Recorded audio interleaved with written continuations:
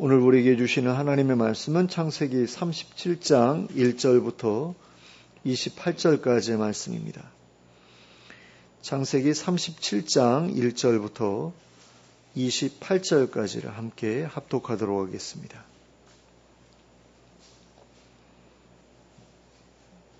창세기 37장 1절부터 28절까지입니다. 함께 읽겠습니다. 시작. 야곱이 가나안 땅 곧 그의 아버지가 거류하던 땅에 거주하였으니 야곱의 족보는 이러하니라. 요셉이 17세의 소년으로서 그의 형들과 함께 양을 칠 때에 그의 아버지의 아내들 비라와 실바의 아들들과 더불어 함께 있었더니 그가 그들의 잘못을 아버지에게 말하더라. 요셉은 노년에 얻은 아들이므로 이스라엘이 여러 아들들보다 그를 더 사랑함으로 그를 위하여 채색 옷을 지었더니 그의 형들이 아버지가 형들보다 그를 더 사랑함을 보고 그를 미워하여 그에게 편안하게 말할 수 없었더라. 요셉이 꿈을 꾸고 자기 형들에게 말하매 그들이 그를 더욱 미워하였더라. 요셉이 그들에게 이르되 청하건대 내가 꾼 꿈을 들으시오. 우리가 밭에서 곡식단을 묶더니 내 단은 일어서고 당신들의 단은 내 단을 둘러서서 절하더이다. 그의 형들이 그에게 이르되 내가 참으로 우리의 왕이 되겠느냐, 참으로 우리를 다스리게 되겠느냐 하고 그의 꿈과 그의 말로 말미암아 그를 더욱 미워하더니 요셉이 다시 꿈을 꾸고 그의 형들에게 말하여 이르되 내가 또 꿈을 꾼즉 해와 달과 11별이 내게 절하더이다 하니라.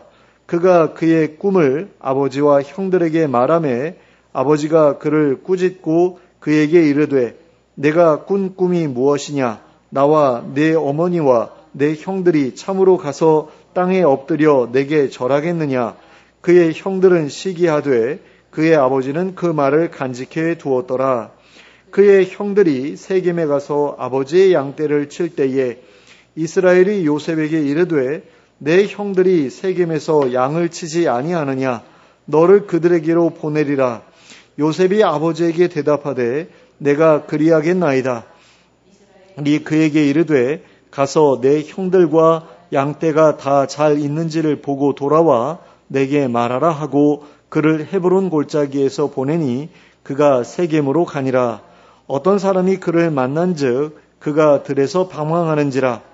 그 사람이 그에게 물어 이르되 내가 무엇을 찾느냐? 그가 이르되 내가 내 형들을 찾아오니 청하건대 그들이 양치는 곳을 내게 가르쳐 주소서. 그 사람이 이르되 그들이 여기서 떠났느니라. 내가 그들의 말을 들으니 도단으로 가자 하더라 하니라. 요셉이 그의 형들의 뒤를 따라가서 도단에서 그들을 만나니라. 요셉이 그들에게 가까이 오기 전에 그들이 요셉을 멀리서 보고 죽이기를 꾀하여 서로 이르되 꿈꾸는 자가 오는도다. 자 그를 죽여 한 구덩이에 던지고 우리가 말하기를 악한 짐승이 그를 잡아먹었다 하자. 그의 꿈이 어떻게 되는지를 우리가 볼 것이니라 하는지라. 르우벤이 듣고 요셉을 그들의 손에서 구원하려 하여 이르되 우리가 그의 생명은 해치지 말자. 르우벤이 또 그들에게 이르되 피를 흘리지 말라. 그를 광야 구덩이에 던지고 손을 그에게 대지 말라 하니 이는 그가 요셉을 그들의 손에서 구출하여 그의 아버지에게로 돌려보내려 함이었더라. 요셉이 형들에게 이르매 그의 형들이 요셉의 옷 곧 그가 입은 채색 옷을 벗기고 그를 잡아 구덩이에 던지니 그 구덩이는 빈 것이라. 그 속에 물이 없었더라. 그들이 앉아 음식을 먹다가 눈을 들어 본즉 한 무리의 이스마엘 사람들이 길르앗에서 오는데 그 낙타들이 향품과 유향과 모략을 싣고 애굽으로 내려가는지라. 유다가 자기 형제에게 이르되 우리가 우리 동생을 죽이고 그의 피를 덮어둔들 무엇이 유익할까?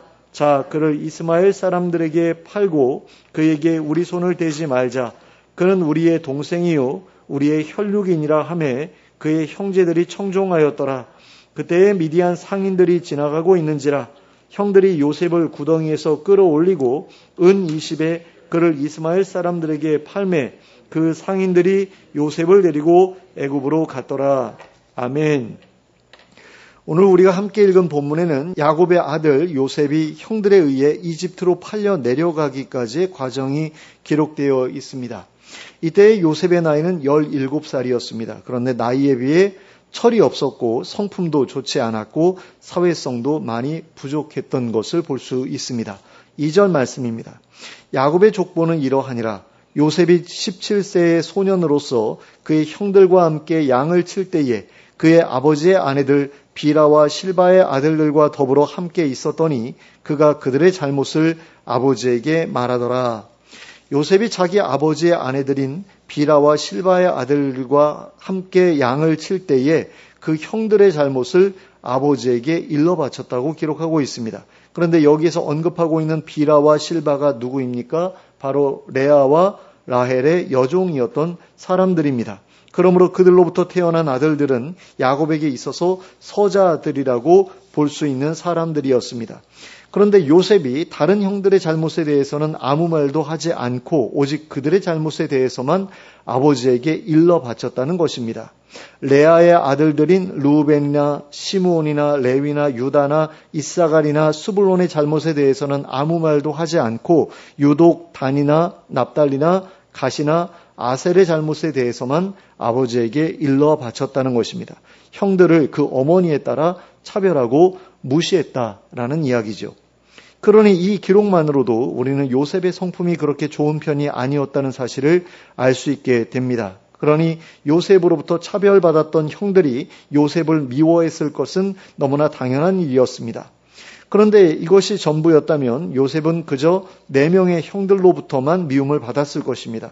그러나 요셉은 그 4명의 형들만이 아니라 다른 모든 형들로부터도 미움을 받았습니다. 그리고 그렇게 된 데에는 그들의 아버지 야곱의 책임이 없지 않았습니다. 3절에 기록되어 있는 것처럼 야곱은 그 어떤 아들들보다 노년에 얻은 아들인 요셉을 더 사랑했습니다. 그래서 그에게만 채색 옷을 지어 입혔습니다. 그런데 여기에서 채색 옷이라고 번역되어 있는 단어는 원래 고급스러운 긴팔 옷을 의미하는 단어입니다. 그리고 그 당시에 이렇게 고급스러운 긴팔 옷은 육체 노동을 하지 않았던 사람들, 즉 아랫사람들에게 육체 노동을 전담시켰던 상류층 사람들만이 입었던 옷이었습니다. 그런데 자신의 아들들이 12명이나 되었음에도 불구하고 야곱은 오직 요셉에게만 이런 옷을 지어 입혔습니다. 그러므로 요셉에게는 일도 잘 시키지 않았을 것이 분명합니다. 긴팔 옷을 입고는 일을 할 수가 없잖아요. 그러니까 일도 잘 안 시켰을 것이다 라는 거죠. 그러니 야곱의 다른 아들들이 요셉을 미워하는 것은 너무나 당연한 일이었습니다. 자기들은 뼈 빠지게 일하고 있는데 다른 아들 하나만 그렇게 놀고 있으니까 얼마나 미웠겠습니까? 그래서 요셉의 형들 중에는 요셉을 대할 때에 말을 편안하게 하는 사람이 없었습니다. 다들 요셉에게 말할 때 곱게 말하지 않고 거칠게 말했다라는 이야기죠. 그런데 그렇게 요셉을 미워했던 형들이 요셉을 더욱더 미워하게 되는 일이 벌어졌습니다. 그것은 요셉이 한 꿈을 꾸고 그 내용을 형들에게 이야기했던 것이었습니다. 요셉이 꾸었던 꿈은 형들이 묶어놓은 곡식단이 자신이 묶어놓은 곡식단을 둘러서서 절을 하는 꿈이었습니다. 그런데 형들은 그 꿈 이야기를 듣고는 그 꿈을 요셉이 자기들의 왕이 되어 자기들을 다스리게 될 것을 예지하는 꿈이라고 생각했습니다. 그래서 요셉에 대해 더욱더 기분이 나빠졌고 그래서 요셉을 더욱더 미워하게 되었습니다. 그런데 요셉의 꿈은 이것으로 끝이 아니었습니다. 요셉은 그 후에 또 다른 꿈을 꾸었는데 그 꿈의 내용은 해와 달과 11별이 자신에게 절을 하는 꿈이었습니다. 그리고 야곱은 요셉으로부터 이 꿈 이야기를 듣고는 자신과 자신의 아내들과 자신의 다른 아들들이 요셉에게 가서 땅에 엎드려 절하게 될 것을 예지하는 꿈이라고 생각했습니다. 그래서 요셉을 크게 꾸짖었습니다. 실제로 그런 일이 벌어질 리도 없거니와 자신의 아들이 그런 생각을 했다는 것 자체가 불효스러운 일이라고 또는 교만한 일이라고 생각했기 때문이었습니다. 그런데 야곱은 요셉을 꾸짖으면서도 요셉이 했던 말을 가벼이 여기지 않았습니다. 자신에 대해서도 그와 비슷한 예언이 주어졌던 일이 있었기 때문입니다. 그리고 그 예언 그대로 모든 일이 이루어졌기 때문입니다. 자기가 자기의 형인 에서가 엄마 태중에 있을 때에 계속해서 이렇게 뱃속에서 다투니까 왜 이런 일이 자꾸 벌어지는가, 왜 아이들이 내 뱃속에서 이렇게 싸우는가 해가지고 그것에 대해서 누군가한테 묻지요. 아마도 그 하나님의 선지자를 찾아가서 물었던 게 아닌가라는 생각이 드는데, 그랬을 때에 이제 큰 자가 작은 자를 섬기게 될 것이다라는 그런 그 예언을 받지 않습니까? 그런데 그런 일들이 자신의 삶을 통해서 이루어지잖아요. 그 아버지의 장자권이 형에게 내려가는 것이 아니라 뭐 자기의 꼼수에 의해서이긴 했지만 어쨌든 자기에게로 넘어오지 않습니까? 그러니까 그런 것들을 이제 경험했기 때문에 야곱은 그 꿈의 내용을 그냥 가볍게 흘려보내지 않고 마음속에 두었다라는 겁니다. 그러나 요셉의 형들은 그저 요셉을 시기하고 미워했을 뿐이었습니다. 그런데 이렇게 요셉에 대한 미움을 계속해서 쌓아가던 형들이 결국에는 큰 일을 저지르고야 말았습니다. 그것은 요셉이 아버지의 심부름으로 집으로부터 멀리 떨어져 있는 지역에서 양을 치고 있던 자기들에게 찾아오자 요셉을 미디안 사람들에게 팔아버린 일이었습니다. 먼저 18절부터 20절까지의 말씀을 보겠습니다. 요셉이 그들에게 가까이 오기 전에 그들이 요셉을 멀리서 보고 죽이기를 꾀하여 서로 이르되 꿈꾸는 자가 오는도다. 자, 그를 죽여 한 구덩이에 던지고 우리가 말하기를 악한 짐승이 그를 잡아먹었다 하자. 그의 꿈이 어떻게 되는지를 우리가 볼 것이니라 하는지라. 그들은 요셉이 멀리서 자기들에게 오는 것을 보자 요셉을 죽여서 구덩이에 던져 넣자고 하였습니다. 그리고는 아버지에게 악한 짐승이 요셉을 잡아먹었다고 하자고 하였습니다. 그리고 그럼으로써 그의 꿈이 어떻게 되는지 확인해 보자고 하였습니다. 그런데 그들이 요셉이 오는 것을 보면서 그에 대해 무엇이라고 말했는지 자세히 보시기 바랍니다. 자, 저기 꿈꾸는 자가 온다라고 말했습니다. 그들이 불렀던 꿈꾸는 자라는 이름은 아마도 그들이 요셉을 조롱하기 위해 붙였던 별명이었을 것입니다. 이루어지지 않을 헛된 꿈이나 꾸는 멍청한 자식, 이런 정도의 의미를 담아서 아마 이렇게 불렀던 것이 아니었을까 싶습니다. 그들은 요셉이 자기가 꾼 꿈에 대해 이야기했을 때 말도 되지 않는 꿈이라고 생각했습니다. 그들은 그 꿈이 절대로 이루어지지 않을 것이라고 생각했습니다. 그리고 그 꿈대로 이루어지지 않기를 바랐습니다. 자기들의 왕이 되기에는 요셉의 나이가 너무 어렸고 철도 들지 않았고 성품도 좋지 않았고 사회성도 좋지 않았기 때문입니다. 차라리 유다가 그런 꿈을 꾸었다고 한다면 몇몇 형제들은 그 꿈대로 이루어져도 괜찮다고 생각했을지도 모릅니다. 하지만 요셉은 아니었습니다. 형제들 중에 아무도 요셉이 자기들의 왕이 되기를 바라지 않았습니다. 그래서 그들은 요셉의 꿈이 이루어지지 않도록 하기 위해 자기들이 할 수 있는 가장 강력한 조치를 취하고자 했습니다. 그것은 바로 요셉을 죽여버리는 것이었습니다. 하지만 그들의 맏형인 루벤이 요셉을 죽이지 말자고 나서서 그들을 만류했습니다. 그리고 형제들 대부분이 형제들의 리더로 인정하고 있었던 유다 역시 그 말에 동조했습니다. 그래서 그들은 요셉을 죽이는 대신에 그를 미디안 사람들에게 팔아 넘겼습니다. 26절부터 28절까지의 말씀입니다. 유다가 자기 형제에게 이르되 우리가 우리 동생을 죽이고 그의 피를 덮어둔들 무엇이 유익할까? 자, 그를 이스마엘 사람들에게 팔고 그에게 우리 손을 대지 말자. 그는 우리의 동생이요 우리의 혈육이니라 하매 그의 형제들이 청종하였더라. 그때 미디안 사람 상인들이 지나가고 있는지라 형들이 요셉을 구덩이에서 끌어올리고 은 20에 그를 이스마엘 사람들에게 팔매 그 상인들이 요셉을 데리고 애굽으로 갔더라. 자, 여기에서 27절 마지막 부분을 보면 유다가 했던 말에 대해 그의 형제들이 청종했다고 기록하고 있는 것을 볼 수 있습니다. 여기서 청종했다고 하는 것은 주의 깊게 들었다 는 의미라고 할 수도 있고요. 또 확실하게 동의했다라는 의미라고 할 수도 있습니다. 그런데 우리는 르우벤이 요셉을 죽이지 말자고 말했을 때에는 형제들이 청종했다는 말이 없는 것을 볼 수 있습니다. 그런데 유다가 요셉을 죽이지 말자고 말했을 때에는 형제들이 청종했다라고 기록하고 있는 거죠. 이 부분에 우리가 좀 유의할 필요가 있습니다. 그리고 형제들이 요셉을 팔아 넘길 때에 르우벤이 그 자리에 없었다. 라는 것도 우리가 좀 생각해 볼 필요가 있습니다. 이게 과연 우연이었을까라는 거죠. 우연이 아니었을 수도 있다라는 겁니다. 게다가 형제들은 르우벤이 돌아온 이후에도 요셉을 팔아넘긴 사실을 그에게 이야기해 주지 않았습니다. 이러한 것들을 보면 르우벤이 형제들에게 왕따를 당하고 있었던 것을 알 수 있게 됩니다. 아마도 르우벤과 비라의 간통 사건 이후로 형제들이 르우벤을 존중하지 않게 된 것 같습니다. 그리고 시므온과 레위는 세겜 사람들을 살육한 이후로 아버지로부터 경원의 대상이 된 상태였습니다. 그러므로 형제들도 뭔가 그 형들을 꺼리는 그런 마음이 있지 않았을까라는 생각이 듭니다. 그러므로 그 다음 서열인 유다가 자연스럽게 형제들의 리더로 부상하게 되었을 것입니다. 그래서 형제들은 유다가 하는 말에 자연스럽게 귀를 기울이게 되었고 그의 말에 따라 요셉을 죽이는 대신 팔아넘기는 편을 택했던 것입니다. 그리고 그렇게 요셉을 팔아넘기고 받은 돈은 르우벤을 제외한 형제들끼리만 나누어 가졌을 것입니다. 그렇게 요셉을 처리한 이후에 요셉의 형제들은 요셉의 채색 옷을 가져다가 숫염소를 죽여 그 옷을 피에 적시고 그 옷을 아버지에게로 가지고 가서는 자기들이 발견한 것이라면서 보여드렸습니다.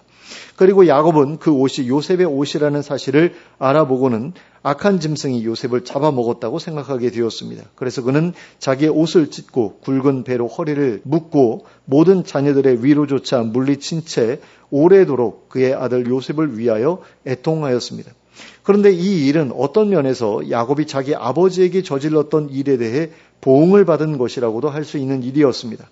야곱도 자기 형에게로 돌아갈 장자의 축복을 가로채기 위하여 눈이 보이지 않는 자기 아버지를 속였던 일이 있었기 때문입니다. 그런데 이번에는 자기의 아들들이 자기를 속이는 일을 벌였습니다. 그러니 이것은 어쩌면 인과응보였다라고도 볼 수 있는 일이었던 것입니다.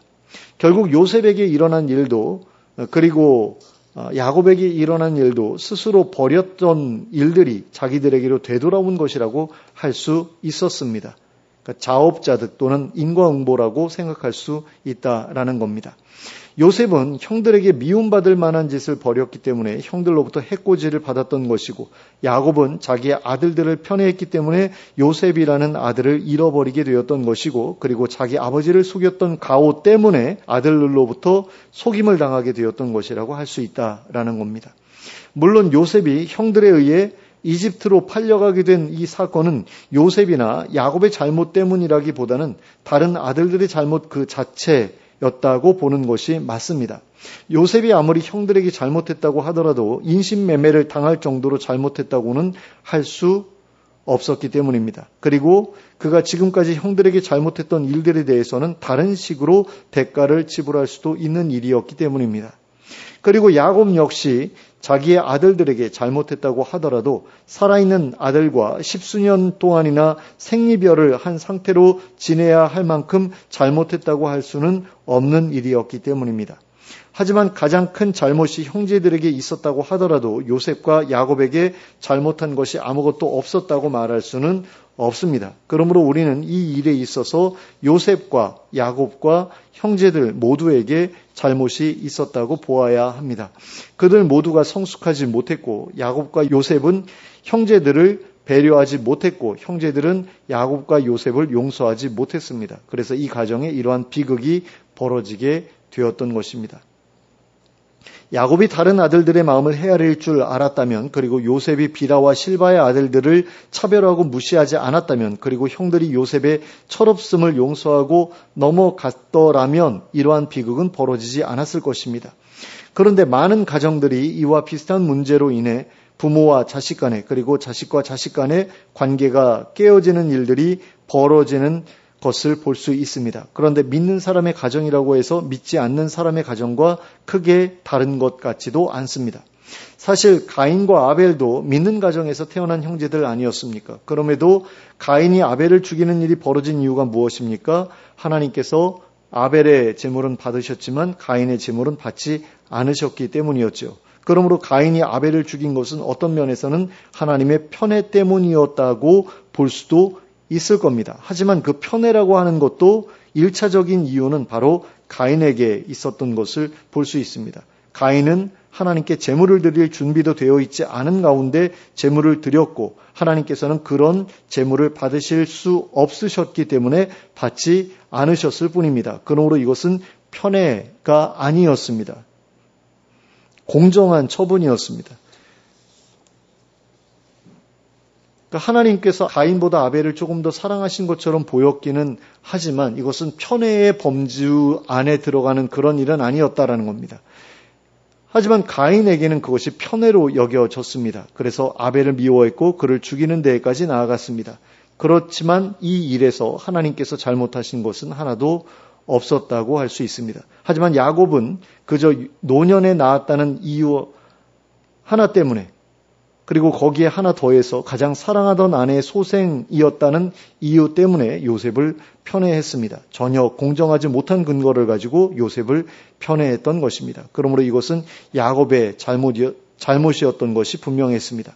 그러면 어떤 자녀가 자신을 닮았다는 이유로, 또는 예쁘게 생겼다는 이유로, 또는 공부를 잘한다는 이유로, 또는 운동을 잘한다는 이유로 그 자녀를 편애하는 것은 어떻습니까? 그런 편애는 해도 되는 것일까요? 그렇지 않습니다. 편애라는 것 자체가 옳지 않은 일이고 나쁜 것이기 때문입니다. 그러면 왜 편애는 나쁜 것입니까? 왜 편애를 하지 말아야 합니까? 그 일이 가져오는 파괴적인 결과 때문입니다. 편애라는 것은 살인까지도 불러올 수 있는 잘못된 행동이기 때문입니다. 가인의 경우를 생각해 보시기 바랍니다. 하나님께서는 아벨을 편애하지 않으셨습니다. 그럼에도 불구하고 가인은 하나님께서 아벨을 편애하신다고 생각했고 그 한 가지 이유 때문에 아벨을 죽였습니다. 그런데 만일 실제로 편애가 벌어지고 있는 상황이라고 한다면 형제를 죽이고 싶은 마음이 드는 것도 무리가 아니라고 할 수 있는 것입니다. 그 정도로 편애라고 하는 것은 형제 사이에 치명적인 결과를 가져올 수 있습니다. 편애는 형제가 형제를 시기하고 질투하고 미워하고 증오하고 저주하게 만듭니다. 그러므로 부모된 입장에서 자신의 자녀들에게 그러한 빌미 또는 꼬투리를 만들어주지 말아야 합니다. 부모는 그 어떠한 이유에서든 자신의 자녀들을 공평하게 그리고 공정하게 대해 주어야 합니다. 똑같이 사랑해 주어야 하고 똑같이 돌봐 주어야 합니다. 물론 아픈 손가락이라고 할 수 있는 자녀가 있을 수 있습니다. 장애가 있거나 몸이 허약하거나 다른 형제들보다 현저하게 부족함이 많은 자녀가 있을 수 있습니다. 그런 경우에는 어쩔 수 없이 마음이 더 갈 수밖에 없습니다. 그러나 그렇다고 하더라도 그 자녀를 생각함에 있어서 다른 자녀들의 질투를 불러일으키지 않도록 주의할 필요가 있습니다. 그러니까 조금 더 돌봐 주어야 되는 것은 맞는데 그것이 다른 자녀들에게 상처가 되도록 하지는 말아야 된다라는 거죠.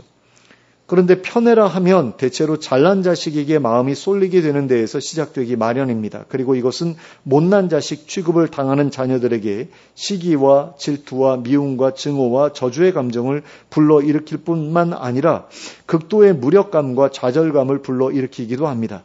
또한 부모로부터 계속해서 그런 취급을 당하다 보면 낮은 자존감을 가지게 될 뿐 아니라 점점 소극적인 태도를 취하게 됨으로써 점점 더 부모의 마음에 들지 않는 자녀가 되고 맙니다. 그러니 못난 자식이라고 생각되는 자녀들이 더 못난 자식들이 되게 하고 싶지 않다면 잘난 자식에 대한 편애를 중단해야 합니다. 그리고 못난 자식들을 조금 더 배려하고 그들의 마음을 더 헤아려 줄 수 있도록 해야 합니다. 그래서 기울어져 있는 저울추가 균형을 맞출 수 있게 해야 합니다. 반면에 차별받은 자녀들은 자신을 차별한 부모와 그 부모의 사랑을 독차지하며 자신의 마음을 힘들게 한 자신의 형제들을 용서할 수 있어야 합니다. 그들이 자신에게 저질렀던 일들이 그들의 어리석음에서 나온 행동이었음을 인식하고 그들의 어리석음을 용서해 줄 수 있어야 합니다. 그리하여 그들에 대해 가졌던 시기하는 마음, 질투하는 마음, 미워하는 마음, 증오하는 마음, 저주하는 마음에서 벗어나야 합니다. 그런데 그렇게 하기 위해서는 먼저 자기 자신에 대한 낮은 자존감과 소극적인 태도에서 벗어나야 합니다. 좌절감과 무력감에서 벗어나야 합니다. 그리고 그렇게 하기 위해서는 숨겨져 있는, 가려져 있는 자신의 가치를 찾아내야 합니다.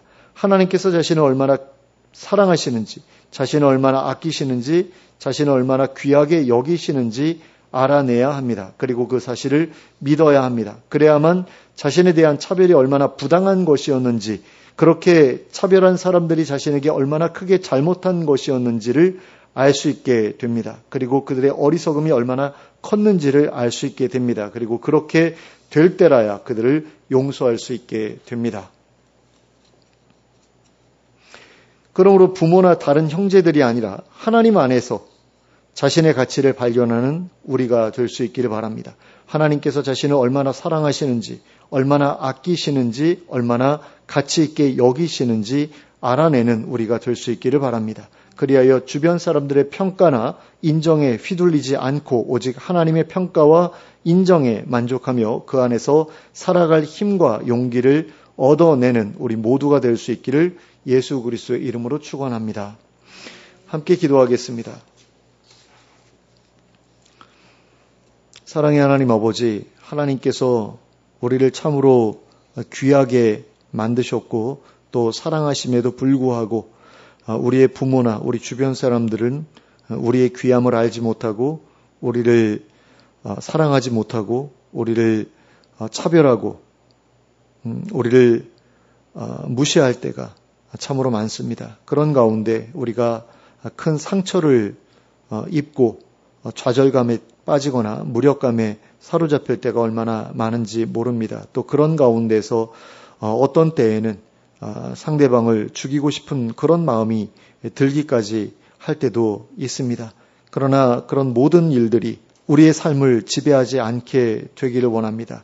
우리 안에서 솟아오르는 그 부정적인 감정들이 우리를 잘못된 길로 이끌고 가도록 놔두지 않기를 원합니다. 그러기 위해서 우리가 하나님 앞에서 얼마나 귀한 존재인지를 온전히 깨닫게 되기를 원합니다. 하나님이 우리를 얼마나 아끼시는지 얼마나 사랑하시는지를 온전히 깨닫게 되기를 원합니다. 그리고 우리를 무시하고 우리를 힘들게 하는 그 사람들이 얼마나 우리를 부당하게 대우하고 있는지를 우리가 분명하게 알게 되길 원합니다. 그런 가운데 그들의 어리석음을 용서할 수 있는 그런 자리에 우리가 설 수 있게 되기를 원합니다. 그러기 위해서 나 자신의 가치를 그 사람들의 평판에 휘둘리게 놓아두지 않는 저희들 될 수 있기를 원합니다. 오직 하나님의 인정과 평가에 만족하며 살아가는 저희들 되기를 원합니다. 그런 가운데에서 건강한 자존감을 가지고 다른 사람들의 평가에 휘둘리지 아니하면서 정말로 하나님께서 우리에게 주신 가치를 잘 지켜나가는